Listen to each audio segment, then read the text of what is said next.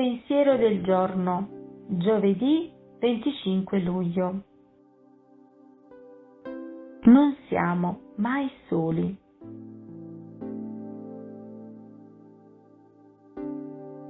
Mettere ogni preoccupazione nelle mani del Padre.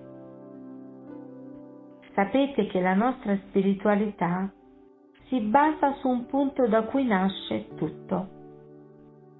La fede nell'amore di Dio, la consapevolezza che non siamo soli, che non siamo orfani, perché c'è un Padre sopra di noi che ci ama. Uno dei momenti in cui possiamo mettere in pratica questa fede è quando un pensiero ci preoccupa e ci fa perdere la pace. A volte è una paura del futuro, una preoccupazione per la nostra salute, oppure quando siamo allarmati da presunti pericoli, o in ansia per i nostri parenti, o ancora quando sperimentiamo paure di ogni genere.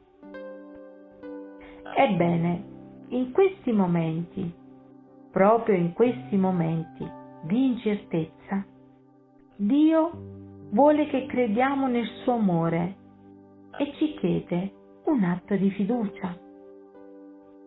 Non è sempre facile credere nell'amore di Dio, ma dobbiamo sforzarci di farlo in tutti i casi, anche in quelli più complicati. Saremo testimoni anche ora dell'intervento di Dio di volta in volta. Egli non ci abbandonerà, ma si prenderà cura di noi. So che molti si trovano in situazioni difficili, ma è anche per tutti noi. Quante circostanze dobbiamo affrontare nella nostra vita?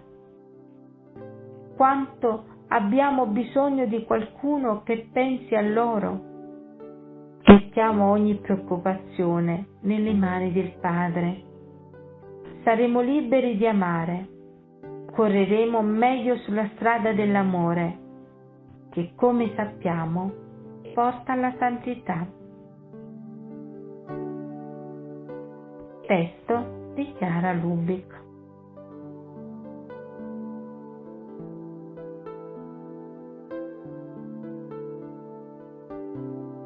Parola di vita. Luglio 2024. Il Signore è il mio pastore, non manco di nulla.